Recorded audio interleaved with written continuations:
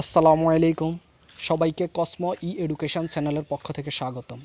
যারা এখনও আমাদের চ্যানেলটি সাবস্ক্রাইব করেননি, আমাদের চ্যানেলটি সাবস্ক্রাইব করুন এবং আমাদের পরবর্তী ভিডিওগুলো পেতে পাশে থাকা বেল আইকনটি ক্লিক করুন। আর যারা ইতিপূর্বে চ্যানেলটি সাবস্ক্রাইব করেছেন তাদেরকে অসংখ্য ধন্যবাদ। চলুন আর দেরি না করে আজকের ক্লাসটি শুরু করা যাক।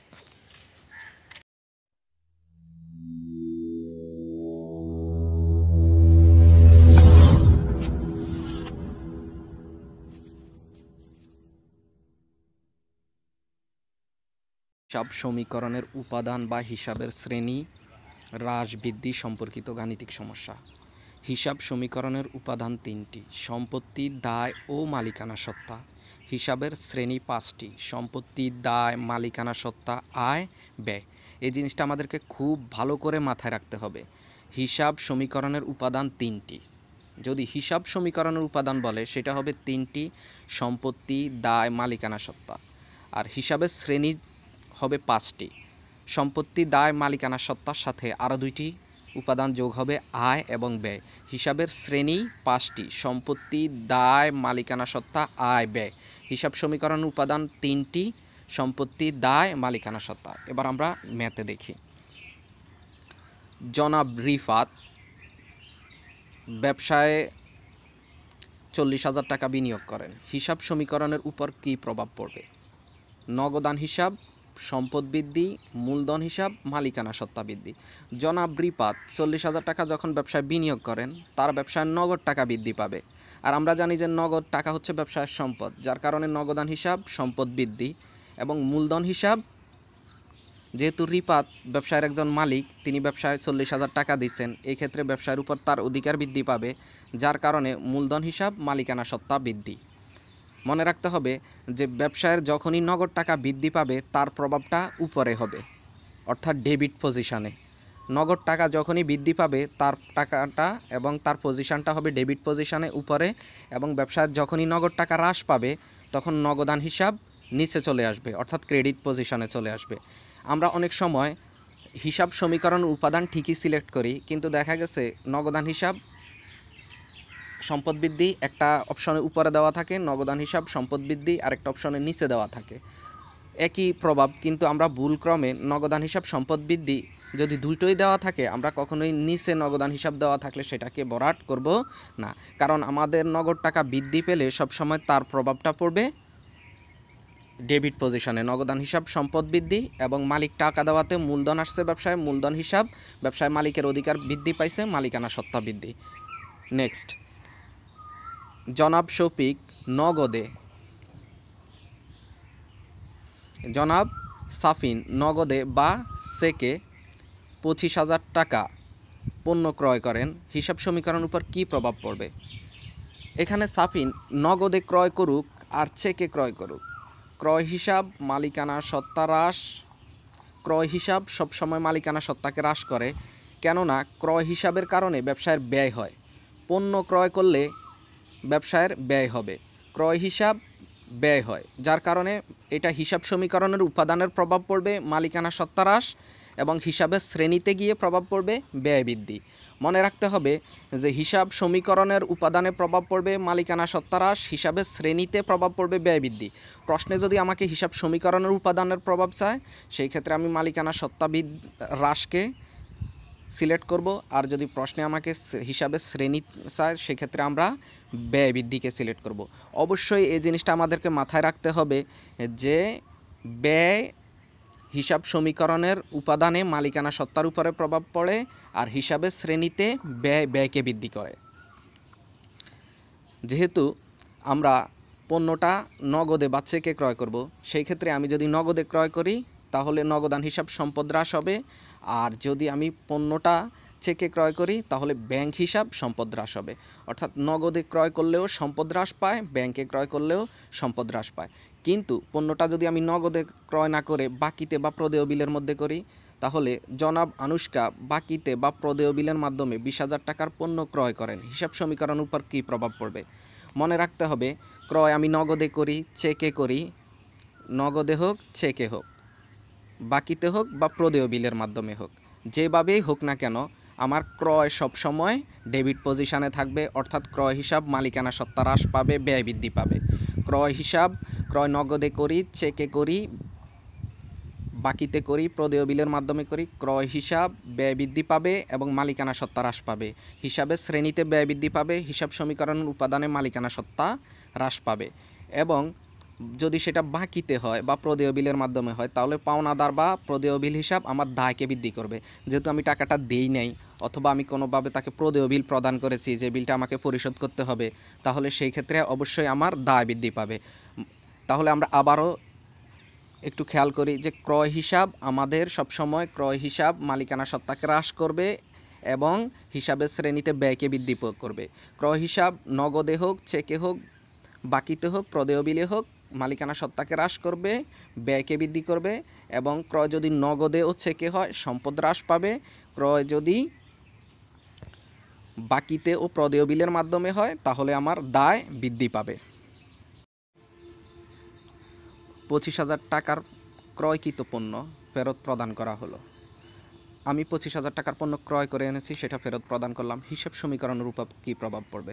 মনে রাখবেন, ক্রয়কৃত পণ্য ফেরত বা ক্রয় ফেরত সবসময় ক্রয়কৃত পণ্য ফেরত বা ক্রয় ফেরত সবসময় বাকিতে ক্রয়ের বিপরীত হয়। বাকিতে ক্রয় করলে আমার দায় বৃদ্ধি পায় এবং ব্যয় বৃদ্ধি পায়। আর যখনই আমরা ক্রয়কৃত পণ্য ফেরত প্রদান করব, আমি যে পণ্যটা বাকিতে কিনে আনছি সেটা যখন আমি ফেরত দিব, বাকিতে কেনার সময় আমার দায় বৃদ্ধি পাবে। আর আমি যখন পণ্যটা ফেরত দিব, অবশ্যই মনে রাখতে হবে পাওনাদার হিসাব দায় হ্রাস পাবে। পণ্যটা যখনই আমি ফেরত প্রদান করব, পাওনাদার হিসাব দায় হ্রাস পাবে। আর দায় হ্রাস সবসময় ডেবিট পজিশনে হয়। দায় হ্রাস সবসময় ডেবিট পজিশনে হয়।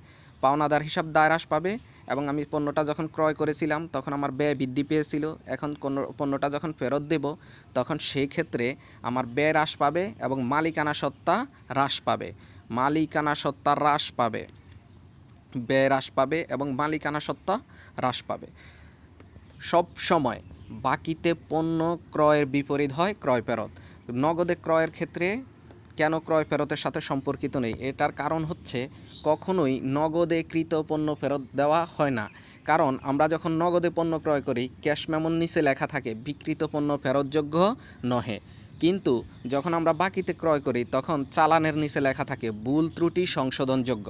অর্থাৎ বাকিতে পণ্য ক্রয় করলে সেই ক্ষেত্রে পণ্যের কোনো ত্রুটি থাকলে সেই পণ্য ফেরত নেওয়া হয়। কিন্তু আমি যদি নগদে পণ্য ক্রয় করি, সেই পণ্য ফেরত নেওয়া হয় না। এজন্য পাওনাদার হিসাবকে আমরা বিপরীতে নিই ক্রয় ফেরতের ক্ষেত্রে। অবশ্যই এটা নগদে ক্রয়ের সাথে বা চেকে ক্রয়ের সাথে কোনো সম্পর্ক নেই। ক্রয় ফেরত সবসময় বাকিতে ক্রয়ের বিপরীত হবে। যার কারণে আমার বাকিতে ক্রয় করলে পাওনাদার হিসাব দায় বৃদ্ধি, আর ক্রয় ফেরত দিলে পাওনাদার হিসাব দায় হ্রাস। আর ক্রয় করলে আমাদের ব্যয় বৃদ্ধি পায়, মালিকানা সত্তা হ্রাস পায়। আর ক্রয় ফেরত দিলে মালিকানা সত্তা বৃদ্ধি পাবে, ব্যয় হ্রাস পাবে। মালিকানা সত্তা এখানে হ্রাস হবে না, মালিকানা সত্তা বৃদ্ধি হবে। ক্রয় ফেরত হিসাব মালিকানা সত্তা বৃদ্ধি, ব্যয় হ্রাস। এবার আমরা বিক্রয় সংক্রান্ত দেখব। জনাব সাদিয়া নগদে, বাকিতে, চেকের মাধ্যমে, প্রাপ্য বিলের মাধ্যমে 35,000 টাকার পণ্য বিক্রয় করেন। যেভাবেই করুক না কেন, নগদে করলে নগদান ডেবিট করব, চেকে করলে ব্যাংক ডেবিট করব, বাকিতে করলে দেনাদার ডেবিট করব, আর প্রাপ্য বিলের মাধ্যমে করলে প্রাপ্য বিল ডেবিট করব। অর্থাৎ পণ্য বিক্রয় যার মধ্যেই করা হোক না কেন, তাকেই ডেবিট করতে হবে। নগদে বিক্রয় করলে নগদান ডেবিট, বাকিতে বিক্রয় করলে দেনাদার ডেবিট, চেকে বিক্রয় করলে ব্যাংক হিসাব ডেবিট, প্রাপ্য বিলের মাধ্যমে বিক্রয় করলে প্রাপ্য বিল হিসাব। এই চারটাই আমার সম্পদ বৃদ্ধি পায়। নগদে বিক্রয় করলে নগদ টাকা বৃদ্ধি পাবে, বাকিতে বিক্রয় করলে দেনাদার নামক সম্পদ বৃদ্ধি পাবে, বিলের মাধ্যমে বিক্রয় করলে প্রাপ্য বিল নামক সম্পদ বাড়বে, চেকে বিক্রয় করলে ব্যাংক নামক সম্পদ বাড়বে। অর্থাৎ বিক্রয় সবসময় মনে রাখবে, বিক্রয় আমি যেভাবেই করি না কেন, বিক্রয়ের ক্ষেত্রে যার মাধ্যমে বিক্রয় করা হবে সেই সম্পদটাই বৃদ্ধি পাবে। আর বিক্রয় হিসাব আমার আয় বৃদ্ধি করে। বিক্রয় করলে আমার আয় হয়, আয় বৃদ্ধি পেলে মালিকানা সত্তা বৃদ্ধি পায়। বিক্রয় করলে আমার আয় বাড়ে, আয় বাড়লে মালিকানা সত্তা বৃদ্ধি পায়। যার কারণে বিক্রয়ের ক্ষেত্রে আর কোনো ঝামেলা নেই। মনে রাখবে যে বিক্রয় আমি যেভাবেই করি না কেন, উক্ত সম্পদকে আমি ডেবিট করব এবং বিক্রয় হিসাবকে ক্রেডিট করব। অর্থাৎ নগদান হিসাব, ব্যাংক হিসাব, দেনাদার হিসাব, প্রাপ্য বিল হিসাব, এগুলো সব কিছু আমার সম্পদ বৃদ্ধি হবে, যেভাবে বিক্রয় করি এর প্রভাব হবে সম্পদ বৃদ্ধি, মালিকানা সত্তা বৃদ্ধি। আর যদি শ্রেণী চায় তাহলে সম্পদ বৃদ্ধি, আয় বৃদ্ধি। ক্লিয়ার? নেক্সট, 35,000 টাকা বিক্রিত পণ্য ফেরত পাওয়া গেল হিসাব সমীকরণের উপর কী প্রভাব পড়বে? আমরা যদি 35,000 টাকার পণ্য বিক্রয় করলাম, সেটা এখন ফেরত পেয়ে গেলাম, তাহলে আমার হিসাব সমীকরণের উপর কী প্রভাব পড়বে? এখানে মনে রাখতে হবে যে ক্রয় যেমন বাকিতে ক্রয়ের বিপরীত, বিক্রয় তেমনই বাকিতে বিক্রয়ের বিপরীত। ক্রয় যেমন বাকিতে ক্রয়ের বিপরীত, বিক্রয় তেমন বাকিতে বিক্রয়ের বিপরীত। তাহলে আমরা বাকিতে বিক্রয় করলে আমরা দেনাদার হিসাবকে ডেবিট করি, বিক্রয় হিসাবকে ক্রেডিট করি। অর্থাৎ দেনাদার হিসাব সম্পদ বৃদ্ধি পায় আর বিক্রয় হিসাব আমার আয় বৃদ্ধি পায়। তাহলে এই ক্ষেত্রে এখন আমার দেনাদার হিসাব সম্পদ হ্রাস পাবে, কারণ আমি বিক্রয় যখন করেছি তখন আমার সম্পদ বাড়ছিল, কিন্তু আমি আমার দেনাদার নামক সম্পদকে আমি বৃদ্ধি করেছি, যে আমি তার নিকট থেকে টাকা পাবো। কিন্তু যখন সে আমাকে পণ্যটা ফেরত পাঠিয়ে দিল, আমি তার কাছ থেকে আর টাকা পাবো না। সেই ক্ষেত্রে আমার দেনাদার হিসাব, আমার দেনাদার নামক যে সম্পদটা ছিল সেটা হ্রাস পাবে। এবং বিক্রয় যখন আমি করেছিলাম তখন আমার আয় বৃদ্ধি পেয়েছে। বিক্রয় যখন আমি করেছিলাম সেই ক্ষেত্রে আমার আয় বৃদ্ধি পেয়েছে, কিন্তু যখন সেই লোকটা আমার পণ্যটা ফেরত দিয়ে দিল তখন সেই ক্ষেত্রে আমার সে আয়টা আর হলো না। এই ক্ষেত্রে আমার আয় হ্রাস পাবে, আর আমরা জানি আয় হ্রাস পাইলে অটোমেটিক্যালি মালিকানা সত্তা হ্রাস পায়। নাম্বার 7, আয় সংক্রান্ত। জনা বা রোজা, নগদে, চেকের মাধ্যমে, বাকিতে, প্রাপ্য বিলের মাধ্যমে 20,000 টাকার সেবা প্রদান করেন। হিসাব সমীকরণে কী প্রভাব পড়বে? মনে রাখবেন, সেবা প্রদান এবং বিক্রয়ের প্রভাব সবসময় একই রকম। সেবা প্রদান করলেও আমার আয় হয়, বিক্রয় করলেও আমার আয় হয়। সেবা প্রদানকারী প্রতিষ্ঠান সেবা প্রদানের মাধ্যমে আয় করে, আর ক্রয় বিক্রয়মূলক প্রতিষ্ঠান পণ্য বিক্রয়ের মাধ্যমে আয় করে। তাহলে এখানে রোজা যদি নগদে সেবা প্রদান করে, নগদান নামক সম্পদ বৃদ্ধি পাবে। চেকে যদি সেবা প্রদান করে, ব্যাংক নামক সম্পদ বৃদ্ধি পাবে। বাকিতে যদি সেবা প্রদান করে, দেনাদার নামক সম্পদ বৃদ্ধি পাবে। আর প্রাপ্য বিলের মাধ্যমে যদি বিক্রয় করে বা সেবা প্রদান করে, প্রাপ্য বিল নামক সম্পদ বৃদ্ধি পাবে। এবং সেবা প্রদান করার কারণে তার সেবা আয় নামক আয় বৃদ্ধি পাবে।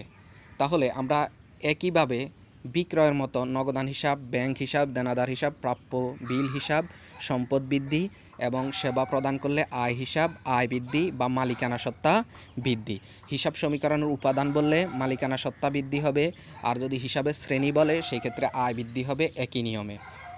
মনে রাখতে হবে যে সেবা প্রদান করলে কখনোই সেবা প্রদানে আয় হিসাবকে ডেবিট পজিশনে নেওয়া যাবে না, কারণ আয় হলে সবসময় আয় ক্রেডিট পজিশনে থাকে এবং যে সকল সম্পদগুলো বৃদ্ধি পায়, সম্পদ বৃদ্ধি পেলে সম্পদগুলোকে অবশ্যই ডেবিট পজিশনে দেখাতে হয়। এই ক্ষেত্রে আমার প্রভাব হবে সম্পদ বৃদ্ধি, মালিকানা সত্তা বৃদ্ধি, সম্পদ বৃদ্ধি, মালিকানা সত্তা বৃদ্ধি। আর হিসাবের শ্রেণীতে প্রভাব পড়বে সম্পদ বৃদ্ধি, আয় বৃদ্ধি। 8 নাম্বার, ব্যয় সংক্রান্ত।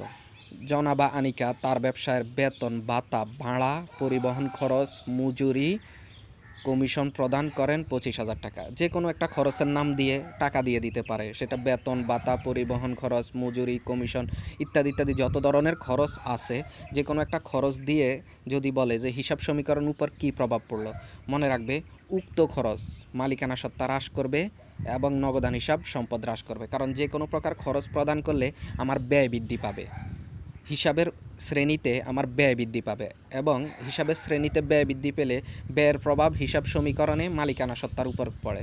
আমরা জানি যে মালিকানা সত্তা তখনই হ্রাস হয় যখন আমার ব্যবসা প্রতিষ্ঠানে ব্যয় হয়। ব্যয়ের কারণে মালিকানা সত্তা হ্রাস পাবে, এবং যেহেতু আমি ব্যয়টা পরিশোধ করতে হয়েছে সেক্ষেত্রে আমার ব্যবসা থেকে নগদ টাকা চলে যাবে। যদি কোনো কিছু উল্লেখ না থাকে সেক্ষেত্রে নগদান হিসাব সম্পদ হ্রাস পাবে, আর যদি চেকে বলা থাকে তাহলে ব্যাংক হিসাব, তাও সম্পদ হ্রাস পাবে। চেকে বা নগদে খরচ যেভাবেই পরিশোধ করা হোক না কেন, চেকে বা নগদে খরচ যেভাবেই পরিশোধ করা হোক না কেন, সেটা আমার ব্যয় বৃদ্ধি পাবে এবং সম্পদ হ্রাস পাবে। আর ব্যবসা প্রতিষ্ঠানের যদি হিসাব সমীকরণের উপাদানের প্রভাব চায় সেক্ষেত্রে আমার মালিকানা সত্তা হ্রাস পাবে এবং সম্পদ হ্রাস পাবে। নাম্বার, আয় সংক্রান্ত। উপবাড়া, লভ্যাংশ, শিক্ষানবিশ সেলামি, বাড়া, বাট্টা, কমিশন, সুদ পাওয়া গেলে এই আয়গুলো যদি হয় হিসাব সমীকরণ উপর কী প্রভাব পড়বে? মনে রাখবে আয়গুলো হলেই আমার নগদ দান হিসাব সম্পদ বৃদ্ধি পাবে এবং উক্ত আয় হিসাব মালিকানা সত্তা বৃদ্ধি পাবে। যখনই নগদে আমার কোনো আয় হবে সেক্ষেত্রে আমার নগদ টাকা বৃদ্ধি পাবে, নগদান হিসাব সম্পদ বৃদ্ধি এবং উক্ত আয় হিসাব। মনে রাখতে হবে সম্পদ বৃদ্ধি পেলে সবসময় ডেবিট পজিশনে এবং আয় বৃদ্ধি পেলে সবসময় ক্রেডিট পজিশনে থাকবে। নগদান হিসাব সম্পদ বৃদ্ধি, উক্ত আয় হিসাব মালিকানা সত্তা বৃদ্ধি করবে, যার কারণে আমার হিসাব সমীকরণ উপাদান প্রভাব পড়বে সম্পদ বৃদ্ধি, মালিকানা সত্তা বৃদ্ধি, সম্পদ বৃদ্ধি, মালিকানা সত্তা বৃদ্ধি এবং শ্রেণীতে প্রভাব পড়বে সম্পদ বৃদ্ধি, আয় বৃদ্ধি। যদি হিসাবের শ্রেণীতে প্রভাব চায় সম্পদ বৃদ্ধি, আয় বৃদ্ধি, যদি হিসাব সমীকরণের উপাদানের প্রভাব চায় সম্পদ বৃদ্ধি, মালিকানা সত্তা বৃদ্ধি। আসবাবপত্র, অফিস সরঞ্জাম, যন্ত্রপাতি বা অন্য কোনো স্থায়ী সম্পদ ৬০,০০০ টাকা নগদে বা চেকে ক্রয় করা হলো। আমি এখানে একটা অ্যামাউন্ট দিয়ে দিলাম, পরীক্ষাতে বিভিন্ন রকমের অ্যামাউন্ট থাকতে পারে।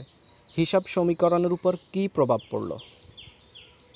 যেহেতু আমি যেই সম্পদটি ক্রয় করব, আসবাবপত্র ক্রয় করলে আসবাবপত্র বৃদ্ধি পাবে, অফিস সরঞ্জাম ক্রয় করলে অফিস সরঞ্জাম বৃদ্ধি পাবে, যন্ত্রপাতি ক্রয় করলে যন্ত্রপাতি বৃদ্ধি পাবে, বা অন্য কোনো সম্পদও যদি আমি ক্রয় করি সেই সম্পদ বৃদ্ধি পাবে। এজন্য উক্ত সম্পদ হিসাব সম্পদ বৃদ্ধি, মানে যেই সম্পদটা ক্রয় করব ওই সম্পদের নাম লিখে সম্পদ বৃদ্ধি, এবং সম্পদটা যদি আমি নগদে ক্রয় করি তাহলে আমার নগদ টাকা কমে যাবে, আর যদি আমি চেকে ক্রয় করি তাহলে আমার ব্যাংকে টাকা কমে যাবে। এজন্য নগদে বা চেকে যদি কোনো সম্পদ ক্রয় করে তাহলে মনে রাখতে হবে একটা সম্পদ বৃদ্ধি পাবে আর একটা সম্পদ হ্রাস পাবে। আমি যেই সম্পদটা ক্রয় করব আমার সেই সম্পদটা ঠিকই বৃদ্ধি পাবে, কিন্তু আমি যদি সেটা নগদে ক্রয় করি আমার নগদ টাকা কমে যাবে, আমি যদি সেটা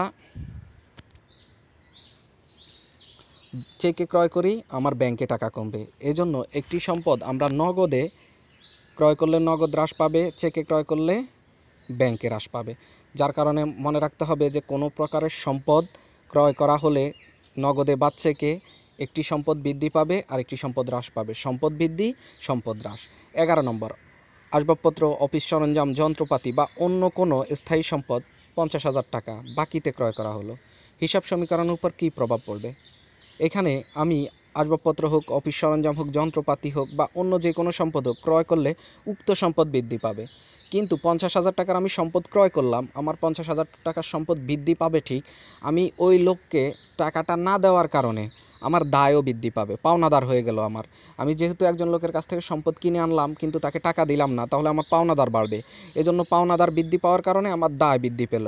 এজন্য যদি আমি কোনো সম্পদ বাকিতে ক্রয় করি তাহলে সেই ক্ষেত্রে আমার মনে রাখতে হবে আমার সম্পদ বৃদ্ধি পাবে এবং দায় বৃদ্ধি পাবে। বাকিতে কোনো সম্পদ ক্রয় করলেই সম্পদ ক্রয় করার কারণে আমার সম্পদ বৃদ্ধি পাবে এবং বাকিতে কেনার কারণে সেই লোককে টাকা না দেওয়ার কারণে আমার দায় বৃদ্ধি পাবে। তাহলে এখানে হিসাব সমীকরণে প্রভাব পড়বে সম্পদ বৃদ্ধি, দায় বৃদ্ধি এবং হিসাবের শ্রেণীতেও একই রকমের প্রভাব পড়বে সম্পদ বৃদ্ধি, দায় বৃদ্ধি। 12 নম্বর অঙ্ক, ব্যাংকে টাকা জমা দেওয়া হলো 5,000 টাকা। আমি ব্যাংকে টাকা জমা দিলাম, হিসাব সমীকরণের উপর কী প্রভাব পড়বে? মনে রাখতে হবে ব্যাংকে টাকা জমা দিলে আমার নগদের থেকে টাকা কমে যায় আর ব্যাংকে টাকা বেড়ে যায়। ব্যাংকে যখনই আমি কোনো টাকা জমা দিব আমার নগদের টাকা কমবে, ব্যাংকে টাকা বাড়বে। নগদও আমার সম্পদ, ব্যাংক সম্পদ। নগদান হিসাব যেমন সম্পদ, ব্যাংকও তেমনই সম্পদ, যার কারণে আমার একটা সম্পদ বৃদ্ধি পাবে আর একটা সম্পদ হ্রাস পাবে। কারণ আমি ব্যাংকে যখন টাকা জমা দিব আমার ব্যাংকে টাকা বাড়বে কিন্তু ক্যাশে টাকা কমবে। এজন্য আমরা যাকে ইংলিশে ক্যাশ বলি বাংলায় তাকে নগদান বলি। যার কারণে আমার নগদান হিসাব সম্পদ হ্রাস আর ব্যাংকে টাকা জমা দেওয়ার কারণে ব্যাংকের সম্পদ বৃদ্ধি পেয়েছে, ব্যাংক হিসাব সম্পদ বৃদ্ধি। নগদান হিসাব সম্পদ হ্রাস, ব্যাংক হিসাব সম্পদ বৃদ্ধি। 13 নম্বর, ব্যাংক থেকে উত্তোলন করা হলে একই রকমের প্রভাব। ব্যাংকে জমা দিলে যেভাবে আমার ব্যাংকে বাড়ে নগদে কমে, ব্যাংক থেকে উত্তোলন করলে ব্যাংকে কমবে নগদে বাড়বে। প্রভাব হবে নগদান হিসাব, নগদে বাড়ার কারণে নগদান হিসাব সম্পদ বৃদ্ধি, ব্যাংক হিসাব সম্পদ হ্রাস। নগদান হিসাব সম্পদ বৃদ্ধি, ব্যাংক হিসাব সম্পদ হ্রাস। তাহলে আমরা 12 আর 13 নম্বর লেনদেনটা আরেকবার দেখি যে আমার যখনই ব্যাংকে টাকা জমা দিব আমার ব্যাংকে টাকা বৃদ্ধি পাবে, নগদে টাকা হ্রাস পাবে, সম্পদ বৃদ্ধি, সম্পদ হ্রাস। আবার ব্যাংক থেকে যখন টাকাটা উত্তোলন করব তখন আমার নগদে টাকা বৃদ্ধি পাবে, ব্যাংকে টাকা হ্রাস পাবে, যার কারণে নগদান হিসাব সম্পদ বৃদ্ধি, ব্যাংক হিসাব সম্পদ হ্রাস। তবে মনে রাখতে হবে ব্যাংক থেকে উত্তোলন করে যদি মালিক তার ব্যক্তিগত প্রয়োজনে, মালিকের ব্যক্তিগত প্রয়োজনে যদি ব্যাংক থেকে উত্তোলন করে তাহলে সেই ক্ষেত্রে হবে উত্তোলন হিসাব মালিকানা সত্তা হ্রাস, ব্যাংক হিসাব সম্পদ হ্রাস। সেক্ষেত্রে আর নগদান হিসাব সম্পদ বৃদ্ধি হবে না, কারণ মালিক উত্তোলন করলে টাকাটা আমার ক্যাশে আসতেছে না, টাকাটা মালিক নিয়ে যাচ্ছে। যার কারণে মালিক যদি ব্যবসা থেকে কোনো টাকা নিয়ে যায়, সেটা নগদ থেকে নেক বা ব্যাংক থেকে নেক, সেই ক্ষেত্রে আমার মালিকানা সত্তা হ্রাস পাবে। এবং যদি নগদ থেকে নেয় তাও সম্পদ হ্রাস, যদি মালিক ব্যাংক থেকে নেয় তাও সম্পদ হ্রাস। মনে রাখতে হবে, মালিক ব্যবসা থেকে নগদে বা ব্যাংক থেকে যদি টাকা নিয়ে যায়, সেই ক্ষেত্রে মালিকানা সত্তা হ্রাস পায় এবং সম্পদ হ্রাস পায়। 14 নম্বর, ব্যবসায়ের প্রয়োজনে 25,000 টাকা ঋণ গ্রহণ। আমি যদি ব্যবসায়ের প্রয়োজনে ঋণ গ্রহণ করি, ঋণ করি বা যাই করি না কেন, আমার ব্যবসায় কিন্তু টাকাটা আসলো। আমরা যখনই ব্যবসার জন্য ঋণ করব, সেই ক্ষেত্রে আমার ব্যবসায় 25,000 টাকা আসলো, নগদে 25,000 টাকা বৃদ্ধি পাবে, নগদান হিসাব সম্পদ বৃদ্ধি। সব সময় মনে রাখতে হবে, ঋণ করলে টাকাটা যদি আমি ঋণ করে আনি, সেক্ষেত্রে আমার নগদ টাকা বৃদ্ধি পাচ্ছে, যার কারণে নগদান হিসাব সম্পদ বৃদ্ধি। আর ঋণ করার কারণে আমি তৃতীয় পক্ষের নিকট আমার দায় বৃদ্ধি পাচ্ছে। আমি যার কাছ থেকে 25,000 টাকা ঋণ নিলাম, সে আমার ব্যবসায়ের উপর এখন 25,000 টাকা পাবে, ব্যবসায় তার 25,000 টাকার একটা অধিকার দাঁড়ালো। আর আমরা শিখেছি এর আগের ক্লাসে যে ব্যবসায়ের উপর তৃতীয় পক্ষের দাবিকে দায় বলে। যেহেতু আমি ঋণ করে ব্যবসায়ের উপর তৃতীয় পক্ষের দাবি সৃষ্টি করেছি, সেই ক্ষেত্রে আমার ঋণ হিসাব দায় বৃদ্ধি এবং নগদান হিসাব সম্পদ বৃদ্ধি। এই ক্ষেত্রে ব্যবসায়ের প্রভাব পড়বে সম্পদ বৃদ্ধি, দায় বৃদ্ধি, সম্পদ বৃদ্ধি, দায় বৃদ্ধি। 15, পাওনাদারকে পরিশোধ করা হলো। যদি আমি কোনো পাওনাদারকে পরিশোধ করি, আমি যখনই তার কাছ থেকে ধার করেছিলাম তখন আমার দায় বৃদ্ধি পেয়েছে। যেহেতু এখন আমি পাওনাদারকে পরিশোধ করব, তাহলে আমার দায় হ্রাস পাবে। আর পাওনাদারকে পরিশোধ করতে গেলে আমাকে হয়তো আমার নগদ থেকে টাকা দিতে হবে, না হলে ব্যাংক থেকে টাকা দিতে হবে। এই ক্ষেত্রে যদি আমি নগদ থেকে টাকা পরিশোধ করি বা নগদ ব্যাংক কিছুই উল্লেখ না থাকে, তাহলে আমি নগদান হিসাব সম্পদ হ্রাস করব। আর যদি কোনো কারণে প্রশ্নে উল্লেখ করে দেয় পাওনাদারকে চেকে পরিশোধ, তাহলে পাওনাদার হিসাব দায় হ্রাস ঠিকই থাকবে, শুধু নগদের জায়গায় সেখানে ব্যাংক হিসাব সম্পদ হ্রাস হবে। তাহলে এখানে হিসাব সমীকরণের উপর প্রভাব পড়বে দায় হ্রাস, সম্পদ হ্রাস। সেটা নগদে পরিশোধ করা হোক আর চেকে পরিশোধ করা হোক, পাওনাদারকে পরিশোধ করলে হিসাব সমীকরণের প্রভাব পড়বে দায় হ্রাস, সম্পদ হ্রাস। 16 নম্বর, দেনাদারের নিকট হতে টাকা প্রাপ্তি 2500 টাকা। 2,500 টাকা আমরা দেনাদারের নিকট থেকে পেলে হিসাব সমীকরণ উপর কী প্রভাব পড়বে? আমরা যদি দেনাদারের নিকট থেকে টাকা পাই, সেই ক্ষেত্রে আমার নগদের টাকা বৃদ্ধি পাবে, একটা সম্পদ বৃদ্ধি পেল, নগদ নামক সম্পত্তি বৃদ্ধি পাবে। সে আমাকে নগদে টাকা দিলে নগদান হিসাব সম্পদ বৃদ্ধি, সে যদি আমাকে চেকে দেয় আমার ব্যাংক হিসাব সম্পদ বৃদ্ধি পাবে। দেনাদারের থেকে টাকা পেলে আমার সম্পদ বৃদ্ধি পায়, অর্থাৎ নগদে পেলেও সম্পদ বৃদ্ধি পাবে, ব্যাংকে পেলেও সম্পদ বৃদ্ধি পাবে। কিন্তু দেনাদার থেকে টাকা পেয়ে গেলে দেনাদারও কিন্তু আমার এক ধরনের সম্পদ। যেহেতু দেনাদার আমাকে টাকাটা দিয়ে দিল, তাহলে আমার দেনাদার নামক সম্পদ হ্রাস পাবে। দেনাদার যদি আমাকে টাকা দিয়ে দেয়, সেক্ষেত্রে আমার দেনাদার নামক সম্পদ হ্রাস পাবে। যার কারণে এখানে ব্যবসায়ের প্রভাব পড়বে সম্পদ বৃদ্ধি, সম্পদ হ্রাস। অর্থাৎ দেনাদার আমাকে টাকা দিলে মনে রাখতে হবে সব সময় আমার একটা সম্পদ বৃদ্ধি পাবে, একটা সম্পদ হ্রাস পাবে। দেনাদার কাউকে টাকা পরিশোধ করলে তার একটা সম্পদ বৃদ্ধি পায়, একটা সম্পদ হ্রাস পায়। সেটা নগদে পরিশোধ করলে নগদ নামক সম্পদ বাড়বে, ব্যাংকে পরিশোধ করলে ব্যাংক নামক সম্পদ বাড়বে, কিন্তু তার দেনাদার নামক সম্পত্তি হ্রাস পাবে। আশা করি আমাদের এই 16টি লেনদেন যদি কোনো স্টুডেন্ট ভালোভাবে বুঝতে পারে, তার হিসাব সমীকরণের প্রভাবেও কোনো সমস্যা হবে না, প্লাস হিসাবের শ্রেণীতেও সে খুব ভালোভাবে অ্যান্সার করতে পারবে। এবং এই 16টা লেনদেন যদি কেউ এর ব্যাখ্যা বিশ্লেষণ খুব ভালো করে আয়ত্ত করতে পারে, তাহলে ডেবিট ক্রেডিট এবং সাধারণ জাবেদা থেকে শুরু করে হিসাব বিজ্ঞানের আর কোনো স্টেজেই তার কোনো সমস্যা হওয়ার কথা না।